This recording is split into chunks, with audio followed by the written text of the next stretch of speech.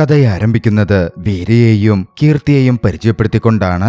ഗാട്ട കുസ്തി ആദ്യ ഭാഗത്തിലെ അവസാന സീനിൽ നിന്നും ആ ചലച്ചിത്രത്തിന്റെ കഥയറിഞ്ഞില്ലെങ്കിലും ഈ സിനിമ കാണുന്നതിൽ ഒരു കുഴപ്പവുമില്ല എന്നാദ്യമേ പറയട്ടെ. താൻ പ്രഗ്നന്റ് ആയതോടെ തന്റെ റെസ്ലിംഗ് ഭാവിയൊക്കെ ഇല്ലാതാവും എന്ന തരത്തിൽ ദുഃഖത്തോടെ കീർത്തി വീരയുടെ അടുക്കൽ പറയുകയായിരുന്നു. പക്ഷേ വീര കീർത്തിക്കെന്ന് വാക്കുകൊടുത്തു. താൻ അവളെ സപ്പോർട്ട് ചെയ്ത് കൂടെ നിൽക്കുമെന്നും അവളെ ഒരു റെസ്ലറാക്കുമെന്നും ജനിക്കാൻ പോകുന്ന തന്റെ മോളുടെ പേരിൽ വീര അതിനെ സത്യം ചെയ്യുകയും ചെയ്തു. പിന്നീട് വർഷങ്ങൾക്ക് ശേഷം റെസ്ലിംഗിൽ മുന്നിട്ടുപോയ കീർത്തിക്ക് റെയിൽവേസിൽ ജോലി കിട്ടിയിരുന്നു. വീരയ്ക്കും മകളായ മതിക്കുമൊപ്പം കീർത്തി ഇപ്പോൾ റെയിൽവേ ക്വാർട്ടേഴ്സിലാണ് താമസിക്കുന്നത്.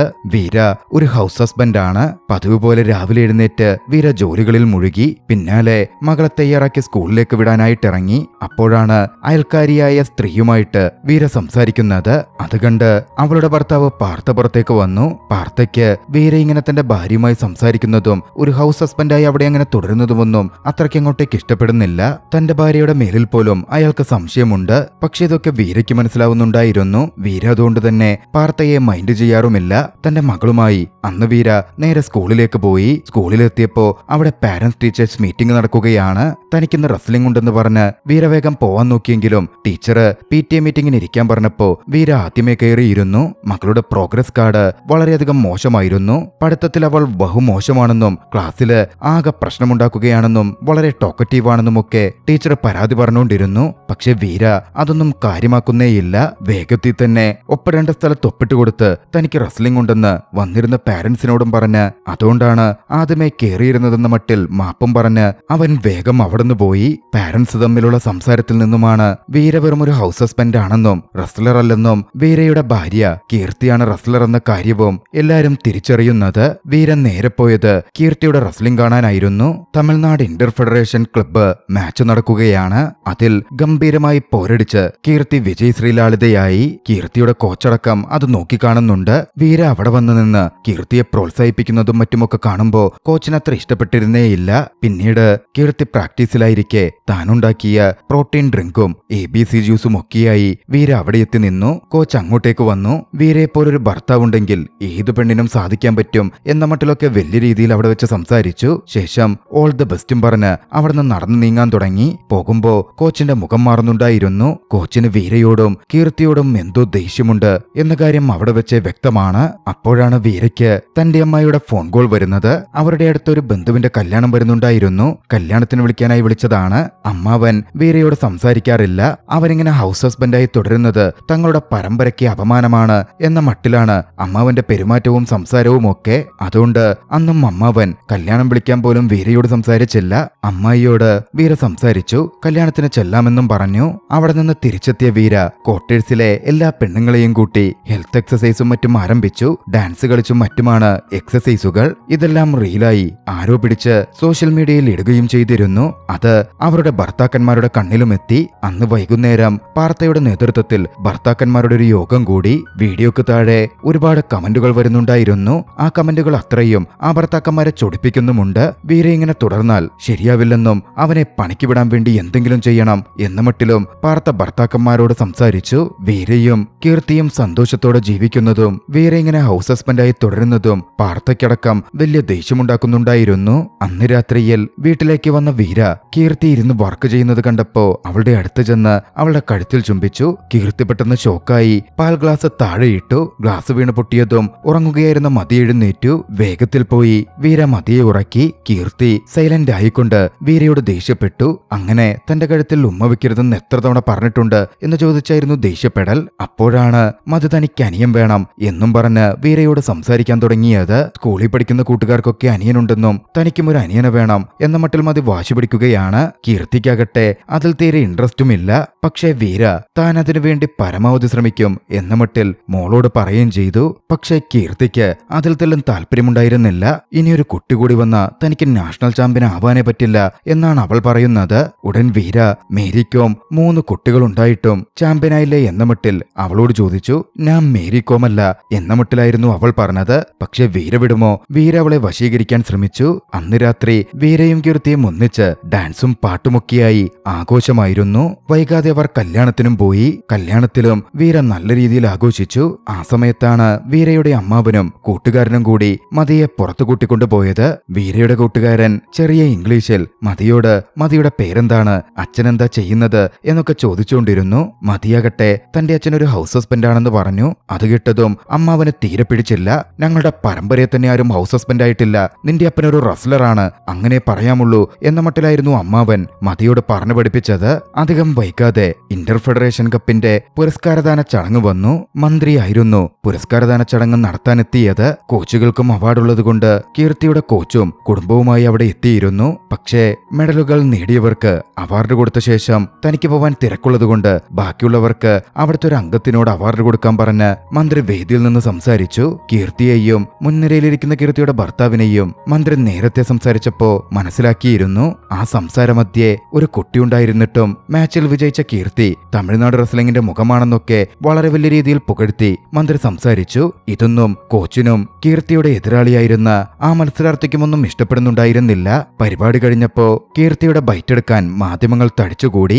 ആ സമയം തന്റെ എല്ലാ വിജയത്തിന് പിന്നിലും ഒരാളുണ്ടെന്നും അത് മറ്റാരുമല്ലെന്നും കീർത്തി പറഞ്ഞു. അത് കേട്ട് കോച്ചാകട്ടെ മന്ത്രിയിൽ നിന്ന് അവാർഡ് കിട്ടിയില്ല എന്ന വിഷമത്തിലിരിക്കുമ്പോഴും കീർത്തിയുടെ അടുത്തേക്ക് ചെല്ലാമല്ലോ എന്ന് കരുതി സന്തോഷത്തോടെ എഴുന്നേറ്റു. പക്ഷേ കീർത്തി പറഞ്ഞത് ഭർത്താവ് വീരയുടെ പേരായിരുന്നു. കോച്ചാകെ അപമാനപ്പെട്ടിരുന്നു. കോച്ചിന്റെ ഭാര്യയും കുട്ടിയും അത് നോക്കിക്കാണുന്നുണ്ടായിരുന്നു. കോച്ചിന്റെ ഭാര്യ അന്ന് വീട്ടിലെത്തിയപ്പോ വലിയ രീതിയിൽ കോച്ചിനെ അപമാനിച്ച് സംസാരിച്ചു. പ്ലെയർ ആയതുകൊണ്ട് വിജയിച്ച് മെഡലുകൾ നേടി പ്രൊമോഷൻ നേടി കീർത്തി ഉന്നതിയിലേക്ക് പോവുകയാണെന്നും നിങ്ങൾ ഇവിടെ തന്നെ ഇങ്ങനെ കുടുങ്ങിക്കിടക്കുകയല്ലേ എന്ന മട്ടിലുമൊക്കെ പറഞ്ഞായിരുന്നു അപമാനം. കോച്ചിനും വലിയ ദേഷ്യം കയറുന്നുണ്ടായിരുന്നു. അധികം വൈകാതെ south Indian wrestling tournament Coimbatore വെച്ച് നടക്കും. അതിൽ വിജയിക്കുന്നവർക്ക് നാഷണൽ ചാമ്പ്യൻഷിപ്പിൽ പങ്കെടുക്കാനുമാകും. അതിൽ കീർത്തി വിജയിക്കരുത്, കീർത്തിയെ പരാജയപ്പെടുത്തണം എന്നൊരു വാശിയും വെറിയും അന്ന് കോച്ചിനുണ്ടായി. അടുത്ത ദിവസം മതിയുടെ സ്കൂളിൽ പുതിയ ക്ലാസ് ടീച്ചർ എത്തി. മീനു എന്ന മലയാളി ടീച്ചറായിരുന്നു അത്. കുട്ടികളെയൊക്കെ ഇൻട്രൊഡ്യൂസ് ചെയ്യുന്നതിനിടയിൽ മതി ടീച്ചറോട് തന്റെ അച്ഛൻ ഒരു റെസ്ലറാണെന്ന് പറഞ്ഞു. അടുത്തിരുന്ന കുട്ടികൾ അവളുടെ അച്ഛൻ ഹൗസ് ഹസ്ബൻഡ് ആണെന്ന് പറഞ്ഞ് കളിയാക്കി ചിരിക്കാൻ തുടങ്ങി. ദേഷ്യം വന്ന മതി ആ കുട്ടികളെ ഇടിച്ചു. ആ കുട്ടികൾ തിരിച്ചു മതിയെയും. വൈകാതെ സംഭവം പ്രിൻസിപ്പൽ ഓഫീസിലെത്തി. വീര അങ്ങോട്ടേക്ക് വിളിപ്പിക്കപ്പെട്ടു. അപ്പോഴാണ് പുതിയ ടീച്ചറായ മീനുവിനെ വീര പരിചയപ്പെടുന്നതും. തന്റെ മകളെയാണ് കുട്ടികൾ ഇടിച്ചത് എന്ന് കരുതി വീര ആദ്യം സംസാരിച്ചെങ്കിലും മതിയാണ് ആ കുട്ടികളെ നല്ല രീതിയിൽ കൈകാര്യം ചെയ്തത് എന്നറിഞ്ഞതും താൻ പെട്ടല്ലോ എന്ന് വീര ചിന്തിച്ചു. അപ്പോഴായിരുന്നു സ്കൂളിന് വെളിയിൽ മറ്റൊരു പ്രശ്നമരങ്ങേറുന്നത്. ചില ഗുണ്ടകളെത്തി കാറിന് സൈഡ് കൊടുത്തില്ലെന്ന് പറഞ്ഞ് അവിടുത്തെ സ്കൂൾ ബസ് ഡ്രൈവറെ അടിക്കാൻ വേണ്ടി വരികയായിരുന്നു. ചോദിക്കാൻ ചെന്നൊരു ടീച്ചറെയും തല്ലാൻ അവർ കൈയൊങ്ങിയപ്പോ വീര കൃത്യസമയം അങ്ങോട്ടേക്ക് ചെന്നു. അതിലിടപെട്ട് ഗുണ്ടകളെ അടിച്ചോടിച്ചു. മീനുവും മറ്റു കുട്ടികളും അത് കണ്ട് ഇംപ്രസ്ഡ് ആകുന്നുണ്ടായിരുന്നു. എന്തായാലും അതിന്റെ പേരിൽ പ്രിൻസിപ്പൽ തൽക്കാലത്തേക്ക് മതിക്കെതിരെ ആക്ഷൻ എടുത്തില്ല. അന്ന് രാത്രിയിൽ നടന്ന കാര്യങ്ങൾ കീർത്തിയുടെ ചെവിയിലെത്തി. കീർത്തി അതിനെപ്പറ്റി മതിയോടും വീരയോടും സംസാരിച്ചു. ആ സമയത്ത് എന്തിന്റെ പേരിലാണ് കുട്ടികളെ മതി ഇടിച്ചത് എന്ന സംസാരം അവിടെ വന്നു. അച്ഛൻ ഹൗസ് ഹസ്ബൻഡാണ് എന്ന് പറയുന്നതിൽ ഒട്ടും അപമാനിക്കേണ്ട കാര്യമില്ല എന്നൊക്കെ കീർത്തി പറഞ്ഞുകൊണ്ടിരിക്കെ അമ്മാവൻ കല്യാണത്തിന് പോയപ്പോ തന്നോട് പറഞ്ഞതിന് പ്രകാരമാണ് താൻ റെസ്ലർ എന്ന് പറഞ്ഞത് എന്ന സൂചന മതി പറഞ്ഞു. അത് കേട്ടതും കീർത്തിക്ക് ദേഷ്യം വന്നു. ആൺമേൽക്കോയ്മ പറഞ്ഞു നടക്കുന്ന ആ അമ്മാവന്റെ വാക്കുകൾ കേൾക്കരുതെന്നും അയാളൊന്നും ഒട്ടും ശരിയല്ല എന്ന് കീർത്തി ദേഷ്യത്തോടെ മോളോട് പറഞ്ഞു. കാര്യങ്ങൾ നല്ല രീതിയിൽ മോളെ പറഞ്ഞ് മനസ്സിലാക്കേണ്ടത് നമ്മുടെ ഉത്തരവാദിത്വമാണെന്നും കീർത്തി വീരയോടും പറഞ്ഞു വെച്ചു. പക്ഷേ ഈ സംസാരത്തിൽ വീരയെ ചെറുതായിട്ടെങ്കിലും അപമാനിക്കുന്ന രീതിയിലും കീർത്തി സംസാരിക്കുന്നുണ്ടായിരുന്നു. എന്തായാലും വീര അതൊന്നും ചെവികൊണ്ടതേയില്ല. വീണ്ടും ഹൗസ് ഹസ്ബൻഡായി തന്റെ ജോലികൾ തുടർന്നു. നല്ല രീതിയിൽ അവരുടെ ജീവിതം മുന്നോട്ടു പോയി. ഇതെല്ലാം അയൽക്കാരൻ പാർത്തയ്ക്ക് അത്ര ഇഷ്ടപ്പെടുന്നുണ്ടായിരുന്നില്ല. വീരയ്ക്കൊരു പണി കൊടുക്കാൻ തീരുമാനിച്ച് പാർത്ത വീര ചെയ്യുന്ന ജോലികൾ വീഡിയോ ആയി പകർത്തിയെടുക്കാൻ തുടങ്ങി. ശേഷം ഇൻസ്റ്റഗ്രാം പേജ് തുടങ്ങി. അതിൽ ഹൗസ് ഹസ്ബൻഡ് എന്ന് പേര് കൊടുത്തുകൊണ്ടൊരു ചാനലും ആരംഭിച്ച് അതിലെ വീഡിയോസ് പോസ്റ്റ് ചെയ്തു. പക്ഷേ വിചാരിച്ചതിന് ഓപ്പോസിറ്റായിരുന്നു സംഭവിച്ചത്. വീരയ്ക്ക് നിരവധി ആരാധകർ വന്നു തുടങ്ങി. എന്തിനേറെ സോഷ്യൽ മീഡിയ ചാനലുകൾ പോലും വീരയുടെ ഇന്റർവ്യൂ എടുക്കാൻ വന്നു. വീര ചെറുതായിട്ടൊരു സ്റ്റാറായി മാറി. അടുത്ത ദിവസം വീരകീർത്തിയെ സ്കൂളിൽ ഡ്രോപ്പ് ചെയ്യാൻ പോകുമ്പോ പുതിയ ടീച്ചറായ മീനുവിനെ കണ്ടു. സുന്ദരിയായ ടീച്ചർ, അതും കൊച്ചിനിൽ നിന്നുള്ള മലയാളി. ഒറിജിനൽ നീണ്ട മുടിയുള്ള ഒരു പെൺകുട്ടി അങ്ങനെ കണ്ടതും വീര അതിൽ ഇംപ്രസ്ഡ് ആയി. കീർത്തിയെ കെട്ടുന്നതിനു മുമ്പ് അത്തരം നീണ്ട മുടിയുള്ള ഒരു പെണ്ണിനെ കെട്ടാൻ വീര ആഗ്രഹിച്ചിരുന്നു. പക്ഷേ വീരയുടെ ജീവിതത്തിൽ നടന്നത് മറ്റൊന്നാണ്. കീർത്തി ഒരു റെസ്ലറാണെന്ന് പോലും കെട്ടുമ്പോ വീര അറിഞ്ഞിരുന്നേയില്ല. എന്തായാലും മീനുവിനോട് വീരയ്ക്ക് ചെറിയൊരു ഇഷ്ടം തോന്നാതിരുന്നില്ല. അന്ന് രാത്രിയിൽ കീർത്തിയും മതിയും സംസാരിക്കുമ്പോ തന്റെ ടീച്ചറായ മീനുവിന്റെ കാര്യവും അപ്പൻ മീനുവുമായി സംസാരിച്ച കാര്യവുമൊക്കെ മതി കീർത്തിയോട് പറഞ്ഞു. നീണ്ട മുടിയുള്ള ടീച്ചറാണ് മീനുവെന്നൊക്കെ അറിഞ്ഞതും കീർത്തിക്ക് വല്ലാത്ത പൊസസീവ് തോന്നാൻ തുടങ്ങി. പോരാത്തതിന് മതിയാകട്ടെ മിസ്സമ്മയേക്കാൾ സുന്ദരിയാണെന്ന് പറയുകയും ചെയ്തു. പിന്നെ പറയും വേണ്ടല്ലോ, തന്റെ പൊസസീവ്നെസിന്റെ ദേഷ്യമൊക്കെ കീർത്തി വീരയോട് കാണിച്ചു. പോരാത്തതിന് അടുത്ത ദിവസം മുതൽ മതിയെ സ്കൂളിലേക്ക് അവൾ തന്നെ കൊണ്ടുപോകാനും തുടങ്ങി. സ്കൂളിലെത്തി മീനുവിനെ കണ്ടപ്പോഴും ഉള്ളിലുള്ള പൊസസീവ്നെസ് കാരണം ഒരു ദേഷ്യം കീർത്തി മീനുവിനോട് പ്രകടിപ്പിക്കുകയും ചെയ്തു. ഇതിനിടയിൽ കോച്ചാകട്ടെ കീർത്തിയെ തോൽപ്പിക്കാനുള്ള പദ്ധതികൾ നോക്കുന്നുണ്ടായിരുന്നു. തന്റെ തന്നെ അക്കാഡമിയിലെ മറ്റൊരു കുട്ടിക്ക് കൂടി ചാമ്പ്യൻഷിപ്പിൽ മത്സരിക്കാം, അതുകൊണ്ട് ഫസ്റ്റ് റൗണ്ടിൽ തന്നെ കീർത്തിയെ നീ പുറത്താക്കണം എന്നാവശ്യപ്പെട്ട് അവളെ ആ കോച്ച് നല്ല രീതിയിൽ പരിശീലിപ്പിക്കാൻ തുടങ്ങി. പരിശീലനത്തിൽ അവൾ തളർന്നു നിൽക്കുമ്പോൾ കീർത്തിയുടെ പേര് പറഞ്ഞ് കോച്ച് അവളുടെ വെറിയാളി കത്തിച്ചു. അവളെ കൂടുതൽ പരിശീലിപ്പിച്ചു. അങ്ങനെയിരിക്കെയായിരുന്നു സ്കൂൾ ആനുവൽ ഡേ ഫംഗ്ഷൻ വന്നത്. കുട്ടികൾക്ക് സ്പോർട്സിന്റെയും മറ്റും ഗിഫ്റ്റ് വിതരണം നടക്കുകയായിരുന്നു. കീർത്തിയും വീരയും അവിടുണ്ട്. തന്റെ മകൾക്കും സ്പോർട്സിൽ എന്തെങ്കിലും ഗിഫ്റ്റ് ഉണ്ടാകും എന്നൊക്കെ പ്രതീക്ഷിച്ച് കീർത്തിയിരുന്നു. പക്ഷേ ഒരു ഗിഫ്റ്റും ഉണ്ടായില്ലെന്ന് മാത്രമല്ല, അവളന്ന് വേദിയിൽ സിനിമാറ്റിക് ഡാൻസ് കളിക്കുക കൂടിയായിരുന്നു ചെയ്തത്. വീരയാണ് അതവളെ പഠിപ്പിച്ചതും. ഇതൊക്കെ കണ്ട് കീർത്തിക്ക് നല്ല ദേഷ്യം വന്നു. തന്റെ മോൾ ഒരു സ്പോർട്സ് സ്റ്റാർ ആകണം എന്നൊക്കെയായിരുന്നു കീർത്തി എപ്പോഴും ആഗ്രഹിച്ചിരുന്നത്. അതിന്റെ പേരിൽ വീരയെയും മതിയെയും കീർത്തി വഴക്ക് പറയാനും തുടങ്ങി. അപ്പോഴാണ് ടീച്ചർ എത്തുന്നത്. മതി നന്നായി ഡാൻസ് കളിച്ചു എന്ന് പറഞ്ഞ് സംസാരിച്ചു തുടങ്ങിയ ടീച്ചർ പഠിത്തത്തിൽ വളരെ പിന്നിലാണെങ്കിലും ഇത്തരമൊരു ടാലന്റ് ഇവളിലുണ്ടെന്ന് ഞാൻ കരുതിയതേയില്ലെന്ന് പറഞ്ഞു. കീർത്തി നെട്ടലോടെയായിരുന്നു അത് കേട്ടത്. അത്രനാളും വീര കീർത്തിക്കടുക്കൽ മതിയുടെ നല്ല പ്രോഗ്രസ് റിപ്പോർട്ടാണ്, ടീച്ചർമാർക്ക് നല്ല അഭിപ്രായമാണ് എന്നൊക്കെയായിരുന്നു പറഞ്ഞു വെച്ചിരുന്നത്. കീർത്തി ചോദിച്ചതും ടീച്ചർ മതിയെപ്പറ്റിയുള്ള യഥാർത്ഥ കാര്യങ്ങൾ പറഞ്ഞു. അതോടെ കീർത്തിയുടെ ദേഷ്യം മാളിക്കത്തി. വീരമകളെ നല്ല രീതിയിലല്ല വളർത്തുന്നത് എന്ന് കീർത്തിക്ക് തോന്നി. നിന്റെ കൂടെ നടന്നാൽ ഇവളും നിന്നെപ്പോലെയാവൂ എന്ന മട്ടിൽ വരെ കീർത്തി അന്ന് സംസാരിച്ചു. ഒടുവിൽ നാളെ മുതൽ മോളുടെ കാര്യം താൻ നോക്കിക്കോളാം, വീരൻ നോക്കണ്ടെന്ന മട്ടിൽ വരെ കീർത്തി സംസാരിച്ചു. അടുത്ത ദിവസം കീർത്തി തന്റെ അമ്മാവൻ ഗണേശനെ അങ്ങോട്ടേക്ക് വിളിച്ചു വരുത്തി. മോളുടെ കാര്യങ്ങൾ നോക്കാൻ വേണ്ടിയിട്ടായിരുന്നു അത്. മോളെ അവിടെ ഒരു റെസ്ലിംഗ് അക്കാഡമിയിലും കീർത്തി ചേർത്തു. മതിയുടെ ജീവിതം അതോടെ കഷ്ടത്തിലായി. റെസ്ലിംഗ് ഒന്നും അവൾക്ക് തീരെ പറ്റുന്നുണ്ടായിരുന്നില്ല. വീരപക്ഷെ മോളെ ആശ്വസിപ്പിച്ചു. മതിയാകെ അവശതയാവുന്നുണ്ടായിരുന്നു. ടീച്ചർ മീനുവും അത് നോക്കിക്കണ്ടു. ഒരു ദിവസം അവൾക്ക് ഫീവർ വന്നു. അത് കാരണം പരിശീലനത്തിന് പോയില്ല. കീർത്തി ചോദിച്ചപ്പോ വീരയുള്ള കാര്യം കീർത്തിയോട് പറഞ്ഞു. പക്ഷെ അതിന്റെ പേരിൽ കീർത്തി വീരയോട് വല്ലാതെ ദേഷ്യപ്പെട്ടു. നിന്നെപ്പോലുള്ള അച്ഛന്മാര് കുട്ടികൾക്ക് വളം വെച്ച് കൊടുക്കുന്നത് കൊണ്ട് അവർ വഷളായി പോകുന്നതെന്നും ഇവിടെ വലിയ ചാമ്പ്യന്മാരൊന്നും ഉണ്ടാവാത്തതെന്നും മട്ടിലൊക്കെയായിരുന്നു കീർത്തി സംസാരിച്ചത്. അവർ തമ്മിൽ ഈ വാക്കുതർക്കം ഉണ്ടാവുന്നതും മറ്റും കോച്ചും നോക്കിക്കണ്ടിരുന്നു. കോച്ച് വീരയോട് വന്ന് സംസാരിച്ചു. കാര്യങ്ങൾ ചോദിച്ചറിഞ്ഞു. സ്പോർട്സിലുള്ള പെണ്ണുങ്ങൾക്ക് സ്ട്രെസ് കൂടുതലായിരിക്കുമെന്നും അതുകൊണ്ടാണ് അവളുടെ ദേഷ്യം കൂടുന്നതെന്നും കൗൺസിലിങ്ങിന് പോയാൽ ശരിയായിക്കോളും എന്നൊക്കെ പറഞ്ഞ് കോച്ച് വീരയെ ചട്ടം കെട്ടി. ഒടുവിൽ മതിയുടെ പേര് പറഞ്ഞ് ഒരു കൗൺസിലിങ്ങിന് കീർത്തിയെ വീര കൂട്ടിക്കൊണ്ടുപോയി. പക്ഷെ അവിടെ എത്തിയതും വീരയെയും മതിയെയും പുറത്തു നിർത്തി കീർത്തിയെ വലിയ ദേഷ്യക്കാരിയായ ഒരു രോഗിയായി ചിത്രീകരിക്കാനും മരുന്ന് കുത്തിവെക്കാനുമായിരുന്നു ആ ഡോക്ടർ ശ്രമിച്ചത്. കീർത്തി ഒട്ടും മടിച്ചില്ല.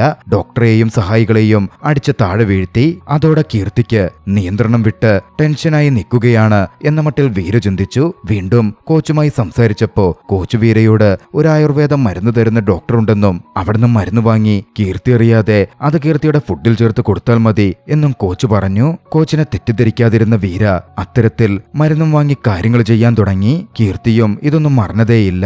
മരുന്ന് കഴിക്കും തോറും കീർത്തി അവശതയാവുന്നുണ്ടായിരുന്നു. കോച്ചും ഇത് നോക്കിക്കണ്ടു. അയാൾ ഉള്ളിൽ സന്തോഷിച്ചു. ഒരു ദിവസം അടുക്കളയിലിരിക്കുന്ന ആ മരുന്ന് പൊതികൾ കീർത്തി കണ്ടു. ഇതെന്താണെന്ന് കീർത്തി ചോദിച്ചപ്പോ മോളുടെ ഹെൽത്തിന് വേണ്ടി കൊടുക്കുന്ന ഒന്നാണ് എന്ന മട്ടിലായിരുന്നു വീര പറഞ്ഞത്. ഹെർബൽ പൗഡർ ആണെന്നും കൂട്ടിച്ചേർത്തു. അടുത്തൊരു ദിവസം വീരമോളെ സ്കൂളിൽ ഡ്രോപ്പ് ചെയ്യുകയായിരുന്നു. അപ്പോഴാണ് വീരയ്ക്കൊരു കോൾ വന്നത്. ഒരു കുക്കിംഗ് കോമ്പറ്റീഷനിലേക്ക് വീര ക്ഷണിക്കപ്പെട്ടിട്ടുണ്ട്. മീനുവും അത് കേട്ടു. അതോടെ മീനുവും അവരുടെ അടുത്ത് വന്ന് സംസാരിച്ചു. തനിക്കും ആ കുക്കിംഗ് ഷോ ഇഷ്ടമാണെന്നും താനും വീരയുടെ കൂടെ വരട്ടെ എന്നും മീനു തിരക്കി. ആ ഷോ നടക്കുന്ന അതേ ദിവസം തന്നെ ആയിരുന്നു കീർത്തിയുടെ റെസ്ലിംഗ് മാച്ചും ഉണ്ടായിരുന്നത്. അതിനെപ്പറ്റി വീര സൂചിപ്പിച്ചപ്പോ അമ്മയുടെ ആദ്യ റൗണ്ടല്ലേ, അമ്മ എപ്പോഴും ജയിക്കുകയല്ലേ ചെയ്യാറ്, ഒരു തവണ അച്ഛനും ജയിക്ക്, അങ്ങനാണെങ്കിൽ എന്റെ അച്ഛൻ TV ഷോയിൽ വന്ന് ജയിച്ചല്ലോ എന്നെനിക്ക് കൂട്ടുകാരോട് പറഞ്ഞ വലിയ ആളാവാമല്ലോ എന്നും മതി സൂചിപ്പിച്ചു. എപ്പോഴും കൂട്ടുകാരുടെ മുമ്പിൽ അപമാനിക്കപ്പെടുന്ന തന്റെ മകൾ ഒന്ന് സന്തോഷിച്ചോട്ടെ എന്ന് കരുതി വീര അതിന് സമ്മതിച്ചു. മീനുവിനെയും കൂടെ കൊണ്ടുപോകാം എന്ന് പറഞ്ഞു. കീർത്തി അറിഞ്ഞാൽ അത് സമ്മതിക്കില്ലെന്ന് കരുതി ആ വിവരങ്ങൾ അവർ കീർത്തിയോട് പറഞ്ഞതുമില്ല. അടുത്ത ദിവസം മത്സരത്തിന് കീർത്തി പോയി കഴിഞ്ഞപ്പോ മോളെയും കൂട്ടിക്കൊണ്ട് വീര തന്റെ കുക്കിംഗ് മത്സരത്തിന് പോയി. മീനുവും കൂടെ വന്നിരുന്നു. ഒരു വശത്ത് കുക്കിംഗ് മത്സരം നടക്കുമ്പോ മറുവശത്ത് കീർത്തിയുടെ മാച്ച് നടന്നു. പക്ഷേ മാച്ചിൽ നല്ല രീതിയിൽ പെർഫോം ചെയ്യാൻ കീർത്തിക്ക് സാധിച്ചില്ല.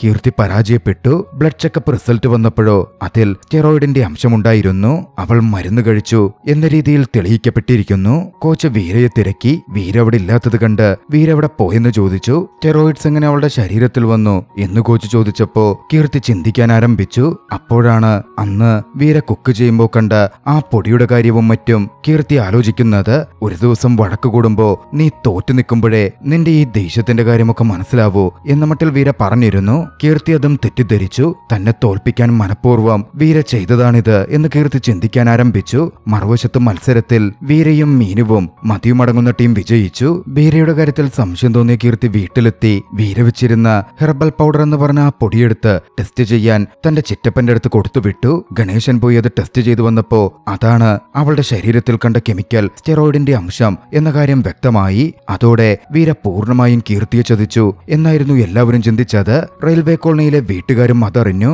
കുക്ക് ചെയ്യുമ്പോ ആ പൊടി ഇടുന്നത് ഷൂട്ട് ചെയ്തിരുന്ന പാർത്ത അത് കീർത്തിയെ കാണിച്ചു. അതോടെ ഏവരും വീരയ്ക്കെതിരെ തിരിഞ്ഞു. വിജയിച്ചു വന്ന വീരയെ ഏവരും അവിടെ വെച്ച് കുറ്റപ്പെടുത്തി. താനിതൊന്നും അറിഞ്ഞിട്ടില്ലെന്ന് വീര പറഞ്ഞെങ്കിലും കീർത്തി അതൊന്നും ചെവികൊള്ളാൻ തയ്യാറായില്ല. കീർത്തിയെ പരാജയപ്പെടുത്താനാണ് വീര ശ്രമിച്ചത് എന്നിവിടെയും പാട്ടായി. പോരാത്തതിന് മരുന്നുപയോഗിച്ചതിന്റെ പേരിൽ 1 വർഷത്തേക്ക് റെസ്ലിംഗിൽ നിന്ന് കീർത്തിയെ ഫെഡറേഷൻ വിലക്കുകയും ചെയ്തു. ദേഷ്യത്തിൽ കീർത്തി വീരയെ തള്ളിപ്പറഞ്ഞ് മകളെയും കൂട്ടിക്കൊണ്ടുപോയി. അന്നു മുതൽ രണ്ടുപേരും രണ്ടു വശത്തായി. വീരയെ അങ്കിളും സംഘവും ചേർന്ന് ആൺമേൽക്കോയ്മയുടെ പേര് പറഞ്ഞ് എരികൂട്ടാൻ നോക്കിയപ്പോ മറുവശത്ത് റെയിൽവേ കോളനിയിലെ സ്ത്രീകൾ വട്ടം കൂടിയിരുന്ന് കീർത്തിയെയും മെരുകേറ്റുന്നുണ്ടായിരുന്നു. ഒടുവിൽ വീര അമ്മായിയുമായി സംസാരിച്ചു. അമ്മായി വീരയ്ക്കടുത്ത് പറഞ്ഞു, നീ നല്ലതിനു വേണ്ടിയെന്ന് കരുതി ചെയ്ത കാര്യം ആകെ തെറ്റായിപ്പോയി. നിനക്ക് സത്യങ്ങൾ അറിയാമല്ലോ. നീ മനസ്സ് തുറന്നു പോയി കീർത്തിയോട് സംസാരിക്ക്.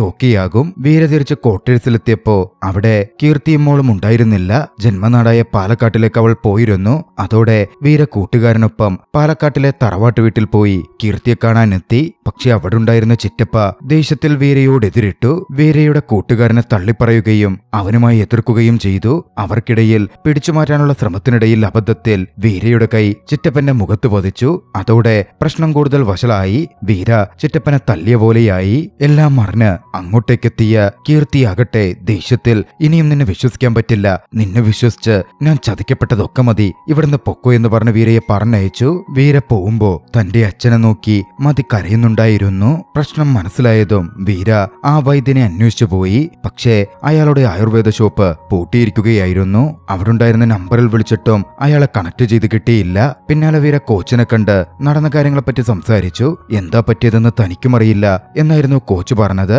സത്യങ്ങൾ കീർത്തിയോട് പറയാനും കോച്ച് പറഞ്ഞാൽ കീർത്തി വിശ്വസിക്കും എന്നും വീര പറഞ്ഞു. താൻ സംസാരിക്കാമെന്ന് പറഞ്ഞ് കോച്ച് വീരയെ പറഞ്ഞയക്കുകയായിരുന്നു ചെയ്തത്. രണ്ടുപേരും സെപ്പറേറ്റായി ജീവിക്കാൻ തുടങ്ങി. അമ്മയുടെ കൂടെയുള്ള ജീവിതം മതിക്ക് തീരെ ഇഷ്ടപ്പെടുന്നുണ്ടായിരുന്നില്ല.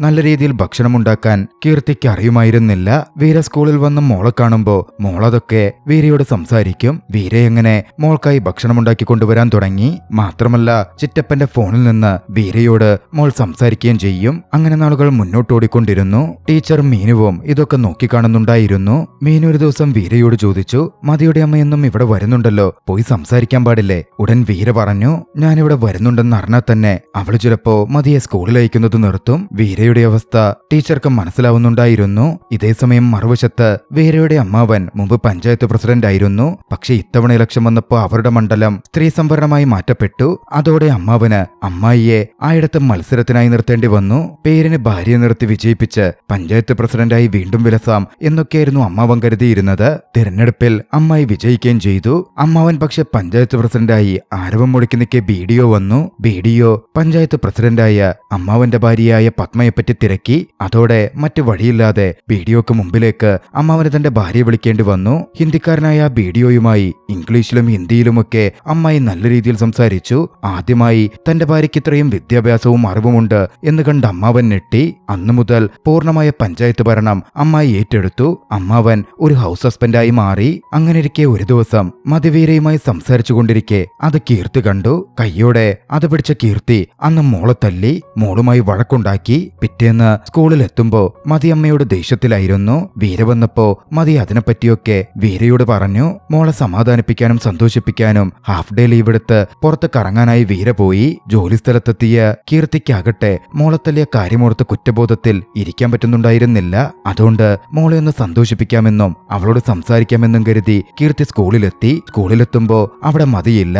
അതോടെ ക്ലാസ് ടീച്ചറായ മീനുവിനോടടക്കം മതിയെപ്പറ്റി ചോദിച്ച് കീർത്തി പ്രശ്നമുണ്ടാക്കാൻ തുടങ്ങി. പ്രശ്നം കനത്തു നിൽക്കിയാണ് അങ്ങോട്ടേക്ക് വീരമോളുമായി കയറി വരുന്നത്. അത് കണ്ടതും കീർത്തിയുടെ ദേഷ്യമാളി കത്തി. കീർത്തി അവിടെ ഒരു സീനുണ്ടാക്കാനും മോളെ പിടിച്ചുകൊണ്ടുപോകാനും നോക്കി. പക്ഷേ താൻ അമ്മയ്ക്കൊപ്പം വരില്ല, അച്ഛനൊപ്പമേ നിൽക്കൂ എന്ന നിലപാടിലായിരുന്നു മതി. ദേഷ്യത്തിൽ അവൾ മതിയെ തല്ലാൻ ആരംഭിച്ചു.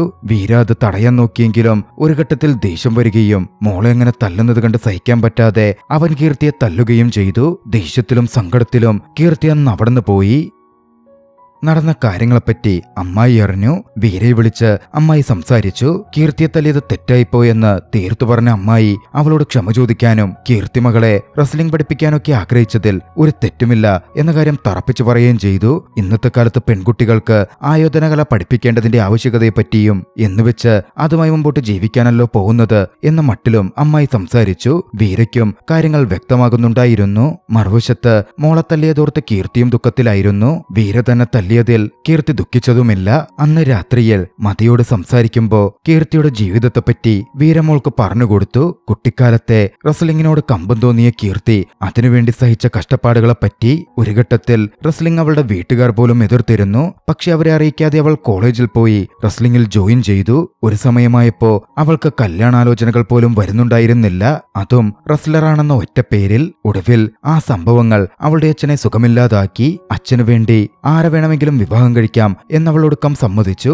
അവളങ്ങനെ വേഷം കെട്ടി നീണ്ട മുടിയൊക്കെ വെച്ചുപിടിപ്പിച്ചു. അതുവരേക്കും കുടുംബത്തിൽ അടങ്ങിയൊതുങ്ങി നിൽക്കുന്ന ഒരു പെണ്ണിനെ അന്വേഷിച്ച് നടന്നിരുന്ന വീര കീർത്തിക്കടുത്തെത്തുകയും കീർത്തി അങ്ങനെ കണ്ട് ഇഷ്ടപ്പെട്ട് കെട്ടുകയും ചെയ്തു. പക്ഷെ വൈകാതെ തന്നെ കീർത്തിയുടെ കള്ളത്തരം പൊളിഞ്ഞു. കീർത്തി ഒരു റെസ്ലറാണെന്ന് മനസ്സിലാക്കിയതും വീര അവളെ പറഞ്ഞയച്ചു. പിന്നീട് വീര തന്നെ അവളെ ഒരു ഘട്ടത്തിൽ ഒരു റെസ്ലിംഗ് മാച്ചിന് വെല്ലുവിളിച്ചു. വീര റെസ്ലിംഗിന് വേണ്ടി പരിശീലിക്കുമ്പോഴാണ് മതി എത്രമാത്രം റെസ്ലിംഗിന് വേണ്ടി കഷ്ടപ്പെട്ടിരിക്കും എന്ന കാര്യം വീര തിരിച്ചറിയുന്നത്. അന്നു മുതൽ വീരയ്ക്ക് അവളോടൊരു ആരാധനയായി. ആരുടെയും സപ്പോർട്ടില്ലാതെ ഒറ്റയ്ക്ക് നിന്നായിരുന്നു റെസ്ലിംഗിൽ അവൾ ഉയർന്ന സ്ഥാനത്തെത്തിയത്. അതുകൊണ്ട് തന്നെ അവളുടെ കൂടെ നിന്ന് അവളെ സപ്പോർട്ട് ചെയ്യാൻ വീര തീരുമാനിച്ചു. അപ്പോഴാണ് അവർക്ക് കുട്ടി പിറക്കുന്നത്. പക്ഷെ ഒരു കുട്ടി പിറന്ന സ്ത്രീകളുടെ ആരോഗ്യം വല്ലാതെ മാറ്റം വരും. മത്സരമൊക്കെ വലിയ കഷ്ടമാണ്. പക്ഷെ കീർത്തി നല്ല രീതിയിൽ അധ്വാനിച്ചു. മകൾക്ക് മുലപ്പാല് പീഞ്ഞുവെച്ച് അവൾ പരിശീലിക്കാൻ പോകും. വീര കുട്ടിയെ നോക്കും. ഒരിക്കൽ തന്റെ കുട്ടി കുഞ്ഞായിരുന്നപ്പോ ദൂരെയൊരിടത്ത് അവൾക്ക് പരിശീലനത്തിന് പോവേണ്ടി വന്നു. അന്നവൾ കുട്ടിയെ ഓർത്തും മറ്റും ഏറെ കഷ്ടപ്പെട്ടിരുന്നു. അത്രയധികം കഷ്ടപ്പെട്ടാണ് അവൾ റെസ്ലിംഗിൽ ഈയിടത്തെത്തിയത്. വീര കീർത്തിയെപ്പറ്റി പറഞ്ഞത് അത്രയും മതി തിരിച്ചറിഞ്ഞതും മതിക്കും തന്റെ അമ്മയോട് വലിയ ബഹുമാനവും സ്നേഹവും തോന്നി. അവളുടെ ദേഷ്യം പെട്ടെന്നില്ലാതായി. ദിവസങ്ങൾ വീണ്ടും മുന്നോട്ടോടി. കീർത്തിയും അച്ഛനും തമ്മിൽ സംസാരിച്ചപ്പോ കീർത്തിയെ കാര്യങ്ങൾ പറഞ്ഞ് സമാധാനിപ്പിക്കാനും വീരയുമായി ഒന്നു ചേർക്കാനും അച്ഛൻ ശ്രമിച്ചു. പണ്ട് നീ റെസ്ലിംഗിന് പോവാൻ ശ്രമിച്ചപ്പോ എനിക്കതിൽ ഇഷ്ടമുണ്ടായിരുന്നില്ല. പക്ഷെ നീ നിനക്കിഷ്ടമുള്ളത് ചെയ്തു. ഇപ്പോ നീ നിന്റെ മോളോടും ഇത് തന്നെയല്ലേ ചെയ്യുന്നത്. അവൾക്ക് റെസ്ലിംഗ് ഇഷ്ടമല്ലായിരിക്കാം, ഡാൻസ് ആയിരിക്കാം ഇഷ്ടമുള്ളത്, പക്ഷെ നീ അതിനെ എതിർക്കുന്നു. അച്ഛന്റെ ഈ വാക്കുകളൊക്കെ കീർത്തിയെ ആഴത്തിൽ സ്പർശിച്ചു. അങ്ങനെ അടുത്ത ദിവസം വീരയെയും മോളെയും നേരിട്ട് പോയി കാണാം, പ്രശ്നങ്ങൾ പറഞ്ഞ് തീർക്കാമെന്ന് അവരൊരു തീരുമാനത്തിലെത്തി. അടുത്ത ദിവസം ടീച്ചർ സ്കൂളിൽ വന്നപ്പോ അന്നും മതി വന്നിരുന്നില്ല. തുടർച്ചയായി മതി വരാത്തതിൽ ടീച്ചർക്ക് ദുഃഖം തോന്നി. ടീച്ചർ അതോടെ വീട്ടിൽ പോയി മതിയെയും വീരയെയും കാണാൻ തീരുമാനിച്ചു. അവർ ദുഃഖിച്ചിരിക്കുകയാവും എന്ന് ടീച്ചർ ചിന്തിച്ചിരുന്നു. മറുവശത്ത് കീർത്തിയുടെ കുടുംബം ഒന്നു ചേർന്ന് സംസാരിക്കുകയാണ്. കാര്യങ്ങൾ ഡിവോഴ്സിലേക്ക് കൊണ്ടുപോകാം എന്ന് ചിറ്റപ്പ പറഞ്ഞപ്പോ അതൊന്നും വേണ്ടെന്ന മട്ടിലായിരുന്നു കീർത്തിയുടെ അച്ഛനും മറ്റും സംസാരിച്ചത്. എന്തായാലും മരുമകനും മോളും വിഷമിച്ചിരിക്കുകയായിരിക്കുമെന്നും അങ്ങോട്ടേക്ക് പോവാമെന്നും പറഞ്ഞ് കുടുംബത്തെ ആകമാനം കൂട്ടി അച്ഛൻ വീരയുടെ വീട്ടിലേക്ക് പുറപ്പെട്ടു. മറുവശത്തെ ടീച്ചർ വീരയുടെ വീട്ടിലെത്തിയിരുന്നു. വിഷമിച്ചിരുന്ന അവരെ ഒന്ന് ഉത്സാഹിപ്പിക്കാൻ ടീച്ചർ പാട്ടുവെച്ച് ഡാൻസ് കളിക്കാനൊക്കെ തുടങ്ങി. മതിയെ സന്തോഷിപ്പിക്കാൻ വീരയും അതിൽ പങ്കുചേർന്നു. അവരങ്ങനെ ഡാൻസ് കളിച്ച് വലിയ ആഘോഷത്തിൽ നിൽക്കുമ്പോഴാണ് അങ്ങോട്ടേക്ക് കീർത്തിയും കുടുംബവും വന്നെത്തുന്നത്. ടീച്ചറെയും മോളെയും വീര ഒക്കത്തേറ്റി അങ്ങനെ നിൽക്കുന്നത് കണ്ടതും അവർ ദേഷ്യം കൊണ്ട് വിറച്ചു. തന്നെ കാണാതെ തന്റെ ഭർത്താവും മോളും വിഷമിച്ചിരിക്കുകയായിരിക്കും എന്നായിരുന്നു കീർത്തി ചിന്തിച്ചത്. അങ്ങനൊന്നും അല്ലെന്ന് ചിന്തിച്ച അവൾ അതോടെ ദേഷ്യത്തിൽ അവിടുന്ന് പോയി ഡിവോഴ്സിന് ഫയൽ ചെയ്തു. നോട്ടീസ് വീരയുടെ അടുത്തെത്തി. വീരയുടെ നിരപരാധിത്വം തെളിയിക്കണമെങ്കിൽ മരുന്നിന്റെ സത്യാവസ്ഥ പുറത്തു കൊണ്ടുവരണം എന്ന് കൂട്ടുകാരനായ വക്കീൽ വീരയോട് പറഞ്ഞു. അതോടെ വീര അന്വേഷണം തുടങ്ങി. വീര ഒടുവിൽ തനിക്ക് മരുന്ന് തന്ന ആ വ്യക്തിയെ കണ്ടെത്തുകയും അയാൾ വഴി കോച്ചിലേക്ക് എത്തിച്ചേരുകയും ചെയ്തു. സത്യങ്ങൾ അറിഞ്ഞതും കോച്ചിനെ വീര തല്ലിച്ചതച്ചു. പിന്നീട് കീർത്തിയെ വിവരമറിയിക്കാൻ വീര അപ്പാർട്ട്മെന്റിലേക്ക് ചെന്നെങ്കിലും അതിനു മുമ്പേ കോച്ച് കീർത്തിക്ക് ഒരു വീഡിയോ മെസ്സേജ് അയച്ചിരുന്നു. അതിൽ വീര തങ്ങളെ വന്ന് തല്ലിച്ചതച്ചെന്നും കീർത്തിക്ക് ആ മരുന്ന് തരാൻ പറഞ്ഞത് താനാണെന്ന് പറയണം എന്നാവശ്യപ്പെട്ടാണ് വീര തല്ലിയത് എന്നും കോച്ച് പറഞ്ഞിരുന്നു. കീർത്തിക്ക് അതോടെ വീരയോട് കൂടുതൽ ദേഷ്യമായി. വീര തന്റെ നിരപരാധിത്വം ബോധ്യപ്പെടുത്താൻ കീർത്തിയോട് സംസാരിച്ചെങ്കിലും കീർത്തിക്കതൊന്നും വിശ്വസിക്കാൻ പറ്റുന്നുണ്ടായിരുന്നില്ല. ഒടുവിൽ ഡിവോഴ്സ് കേസ് കോടതിയിലെത്തി. അവിടെയും വലിയ വാദമുഖങ്ങൾ നടന്നു. ജഡ്ജിയാകട്ടെ വ്യത്യസ്തയായ ഒരു സ്ത്രീയായിരുന്നു. വീരയെ ഉപേക്ഷിക്കണമെന്ന തീരുമാനത്തിൽ കീർത്തി ഉറച്ചുനിന്നു. പക്ഷേ മതി അതിലിടപെട്ടു. തനിക്ക് തന്റെ അച്ഛനും അമ്മയും ഡിവോഴ്സ് ആവണ്ട എന്നായിരുന്നു മതി പറഞ്ഞത്. അതോടെ ജഡ്ജ് അവരോട് കൗൺസിലിങ്ങിന് പോവാനും അത് കഴിഞ്ഞുള്ള കോടതിയിൽ വരാനും പറഞ്ഞു. പിന്നാലെ ഒരു ബ്രേക്ക് എടുത്ത് ജഡ്ജ് പോയി. നടന്ന കാര്യങ്ങൾ കണ്ട് ദേഷ്യം വന്ന കീർത്തി അവിടുണ്ടായിരുന്ന മോളോട് ഇങ്ങനെയൊക്കെ സംസാരിക്കാൻ നിന്നോട് ആരാ പറഞ്ഞത് എന്ന് പറഞ്ഞ് ദേഷ്യപ്പെടാൻ തുടങ്ങി. അത് കേട്ടതും അവിടുണ്ടായിരുന്ന വീരയുടെ അമ്മാവൻ അതിലിടപെട്ടു. കീർത്തിക്കെതിരെയും മറ്റും വലിയ രീതിയിൽ സംസാരിച്ചു. അത് കണ്ട് കീർത്തിയുടെ ചിറ്റപ്പയും ഇറങ്ങി വന്നു. പിന്നെ ഒന്നും രണ്ടും പറഞ്ഞ് അവിടെ സംസാരമായി. പണ്ട് കീർത്തിയും വീരയും തമ്മിൽ ഒരു റെസ്ലിംഗ് മാച്ച് ഏറ്റുമുട്ടൽ നടന്നിരുന്നു. ആ മത്സരത്തിൽ ഗർഭിണിയായതുകൊണ്ട് കീർത്തി മയങ്ങി വീണപ്പോഴായിരുന്നു മത്സരം അവസാനിച്ചത്. അന്ന് മത്സരം പൂർത്തിയായതുമില്ല. അവരുടെ പ്രശ്നങ്ങൾ തീരുകയും ചെയ്തിരുന്നു. അന്ന് കീർത്തി ജയിക്കുമായിരുന്നു എന്ന് കീർത്തിയും ചിറ്റപ്പനും വീര ജയിക്കുമായിരുന്നു എന്ന് വീരയുടെ അമ്മാവനും വലിയ വായിൽ സംസാരിച്ചു. സംസാരമൊടുവിൽ വീണ്ടും ഒരു മത്സരത്തിലേക്കുള്ള വെല്ലുവിളിയായി മാറി. വരാനിരിക്കുന്ന ഗാട്ടാ കുസ്തി മത്സരത്തിൽ വീര വിജയിച്ചാൽ മതിയെ വീരയ്ക്ക് കൊടുക്കാമെന്നും താൻ വിജയിച്ചാൽ മതിയെ തനിക്ക് വേണമെന്നും കീർത്തി കണ്ടീഷൻ വെച്ചു. പക്ഷേ മതി അതിലിടപെട്ടു. മത്സരം സമ്മതിക്കാം, പക്ഷേ മത്സരത്തിൽ അമ്മ വിജയിച്ചാൽ ഞാൻ അമ്മയ്ക്കൊപ്പം വരും, അച്ഛൻ വിജയിച്ചാൽ അമ്മ ഞങ്ങളുടെ ഒപ്പം വരണം എന്നായിരുന്നു മതി പറഞ്ഞത്. ആ കണ്ടീഷന് കീർത്തിയും സമ്മതം മൂളി. അങ്ങോട്ടേക്ക് വന്ന ജഡ്ജിയും അതറിഞ്ഞു. നിയമപ്രകാരം അതിനൊന്നും സാധുതയില്ലെന്നും എന്നാൽ ഒരു ഗസ്റ്റായി അത് കാണാൻ താനും വരാം എന്ന് ജഡ്ജും പറഞ്ഞു. അങ്ങനെ ഒടുവിൽ ഗാട്ടാ കുസ്തിയുടെ ദിവസമെത്തി. മത്സരം കാണാൻ ടിക്കറ്റ് എടുത്ത് വലിയൊരു കൂട്ടം നാട്ടുകാരും എത്തിയിരുന്നു. വൈകാതെ അവർ തമ്മിലുള്ള മത്സരം ആരംഭിച്ചു. ശക്തമായ റെസ്ലിംഗ് മാച്ച്. ആദ്യഘട്ടത്തിൽ പ്രൊഫഷണലായ കീർത്തി തന്നെയായിരുന്നു മുന്നിട്ട് നിന്നത്. പക്ഷെ തന്റെ മകൾ നിരാശപ്പെടുന്നത് കണ്ടതും വീര ഉയർത്തെഴുന്നേറ്റ് വന്നു. കീർത്തിയുടെ കഴുത്തിൽ ഉമ്മ വെച്ചുകൊണ്ട് അവളെ ഒരു നിമിഷം ഞെട്ടിച്ചു തളർത്തി. വീര കീർത്തിയെ മലർത്തിയടിക്കാൻ തുടങ്ങി. അതോടെ പോയിന്റ് നിലയിൽ വീര മുന്നിട്ട് വന്നു. കീർത്തിയും വീരയും ഒരേ നിലയിലെത്തി. പെട്ടെന്നായിരുന്നു കീർത്തിക്ക് ഒരു അവശത വന്നത്. അവള് ബോധരഹിതയായി വീണു. എല്ലാവരും വേഗത്തിൽ തടിച്ചുകൂടി. ഒരു സ്ത്രീ കീർത്തിയെ പരിശോധിച്ച് കീർത്തി ഗർഭിണിയാണെന്ന് പ്രഖ്യാപിച്ചു. അതോടെ ആ പ്രശ്നങ്ങൾ അത്രയും അവിടെ അവസാനിക്കുകയും ചെയ്തു. പിന്നീട് ഒരു വർഷത്തിന് ശേഷം കീർത്തി പ്രസവിച്ചു. ഇത്തവണ ഇരട്ടക്കുട്ടികളായിരുന്നു. അന്ന് കീർത്തി വീരയോട് ചോദിച്ചു, സ്പോർട്സിൽ എന്നെ മേരി കോമിനെ പോലെ ആക്കുമെന്ന് പറഞ്ഞിട്ട് 3 കുട്ടികളെയും തന്ന് ജീവിതത്തിൽ എന്നെ മേരി കോമിനെ പോലെ ആക്കിയല്ലേ? വീര അവളുടെ അടുത്ത് വന്നിരുന്നു പറഞ്ഞു, ഞാൻ പറഞ്ഞതാണ്, സ്പോർട്സിലും നിന്നെ മേരി കോം ആക്കാതെ ഞാൻ നിർത്തില്ല. ഇത് നമ്മുടെ 3 കുട്ടികളുടെ മേലും സത്യം. വീരയെ നോക്കിയിരിക്കെ കീർത്തിയുടെ മനസ്സിലേക്ക് ഒരു ഓർമ്മ ഓടി വന്നു. അവൾ ഗർഭിണിയായിരുന്ന സമയത്ത് കഴിഞ്ഞ ചാമ്പ്യൻഷിപ്പിൽ അവൾക്കെതിരെ മത്സരിച്ച് ആ ലേഡി അവളെ കാണാൻ വന്നിരുന്നു. അന്ന് കോച്ച് അവളെ പരാജയപ്പെടുത്താൻ വേണ്ടി ചെയ്ത ചതിയുടെ കാര്യമത്രയും അവൾ കീർത്തിയോട് വിശദീകരിച്ചു. കൂട്ടത്തിൽ അവൾ റെസ്ലിംഗിൽ മുന്നിട്ട് വരണമെന്ന് ആഗ്രഹിക്കുന്ന വീര എത്ര നല്ല വ്യക്തിയാണ്, എത്ര നല്ല ഹസ്ബൻഡാണ്, അവനെ മിസ് ചെയ്യരുത് എന്നും കൂട്ടിച്ചേർത്തു. അന്ന് ആ ആശുപത്രിയിൽ വീരയെ നോക്കിക്കിടക്കുമ്പോ അവളുടെ മുഖത്ത് അത്രമേൽ സന്തോഷമുണ്ടായിരുന്നു. പിന്നീട് വീണ്ടും ഒരു കൊല്ലത്തിനു ശേഷം ഇന്റർനാഷണൽ റെസ്ലിംഗ് ചാമ്പ്യൻഷിപ്പിൽ റഷ്യക്കെതിരെ മത്സരിക്കാൻ ഇന്ത്യയെ റെപ്രസെന്റ് ചെയ്ത് കീർത്തി ഇറങ്ങിയിരുന്നു. ആ ദൃശ്യത്തിൽ ചലച്ചിത്രം അവസാനിക്കുന്നു. രസകരമായ ഈയൊരു ചലച്ചിത്രം നിങ്ങൾക്കിഷ്ടമായെങ്കിൽ വീഡിയോ ലൈക്ക് ചെയ്യുക.